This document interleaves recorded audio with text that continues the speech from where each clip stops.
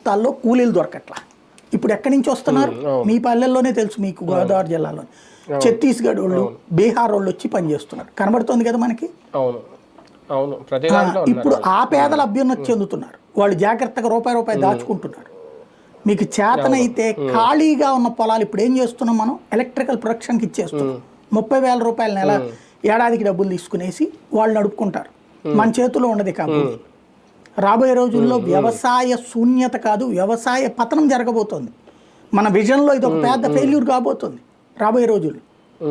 ఎందుకంటే నువ్వు ఇవ్వు, ఇండస్ట్రీస్ని ప్రోత్సహించు, బట్ వ్యవసాయానికి ఎందుకు వద్దు అంటే ఇప్పుడు ఎక్కడ, ఎందుకంటే అమరావతిలో భూములు ఎందుకు ఇచ్చేశారు? వాళ్ళు మొదట్లో కౌలుకి ఇచ్చేవాళ్ళు. ఆ కౌలు అతి తక్కువ ఇచ్చేవాళ్ళు. ఏడాదికి 3 పంటలు పండుతున్నాయి అని తెలిసినా ఆ ప్రాబ్లం వచ్చింది, ఈ ప్రాబ్లం వచ్చిందని ఊరు పెద్దలు పంచాయతీ చేసి 30,000 ఇవ్వాల్సిన చోటన 20,000, 15,000 సర్దేవాళ్ళు. ఎకరాలు పొలం ఉంచుకుని వాళ్ళు ఇచ్చేదాని మీద మనం ఆధారపడేది ఏంది మనకి అనుకున్నారు. ప్రభుత్వానికి ఇచ్చేస్తే అది తర్వాత నాడు మనకి ఇచ్చే భూమిని లెక్కేసుకుంటే కోట్లల్లో అమ్ముకోవచ్చు అనుకున్నారు. అదే కదా ఇప్పుడు అమరావతి డెవలప్మెంట్ అమరావతికి ఇచ్చింది.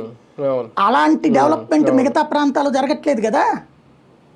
వాళ్ళకి ఎందుకు ఇవ్వట్లేదు? అక్కడ చెయ్యండి. అవి ఉపాధి అవకాశాలు అనేటటువంటిది ఎంత పెంచితే అంత ముఖ్యమైనటువంటిది. ప్రభుత్వం కల్పించాల్సినటువంటిది P4లో పేదవాడికి ఎవడి